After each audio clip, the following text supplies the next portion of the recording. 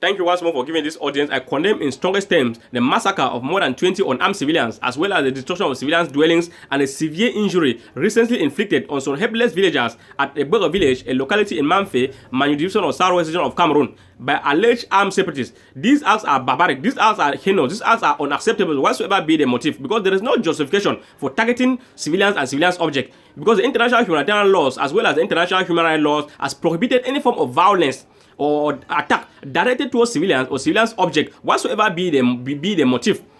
And I think this we are still on to this today because of the laxity of the way the government of Cameroon is going to solve the problem. And we all know very well that the military option taken by the government of Cameroon to address this issue has failed completely. And that's the more reason why the government of Cameroon need to look for specific ways of resolving this conflict. That is by calling all the other parties on the dialogue table for us to have an inclusive and sincere dialogue. And I believe that's the only way we can use to address this situation once and for all. Because it is very difficult to address an ideological problem or solve an ideological problem with the use of violence or the use of force. It is only through an inclusive and sincere dialogue.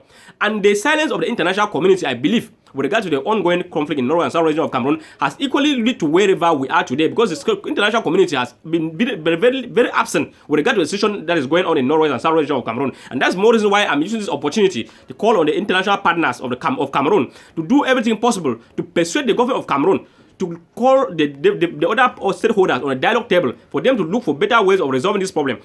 Because if we don't address this problem now, as we are speaking, tomorrow we may have other cases like was the case before. Because ever since the conflict escalated, we have recorded so many cases of carnage in this region. Massacre by defense and security forces by the armed separatists. Of recent, we were talking about the issue of Gusang, where up to 2 unarmed civilians were summarily executed publicly by armed separatists, and we said never again. And today we are talking again about the case of Manfe, and tomorrow we might be talking about other cases if this issue is not addressed now. At least I'm using this opportunity now to pray on the government of Cameroon, do everything possible for us to prevent the future occurrence of such case, and equally using the opportunity to call on the government of Cameroon to open an immediate and impartial investigation to make sure that the perpetrators are arrested and prosecuted accordingly. Because that's another way of preventing such a future occurrence of such thing. Because I know that the reign of impunity in this region has equally contributed to the situation we are going through today. And the armed separatists are supposed to know that they have, under no circumstances, they are not supposed to attack civilians.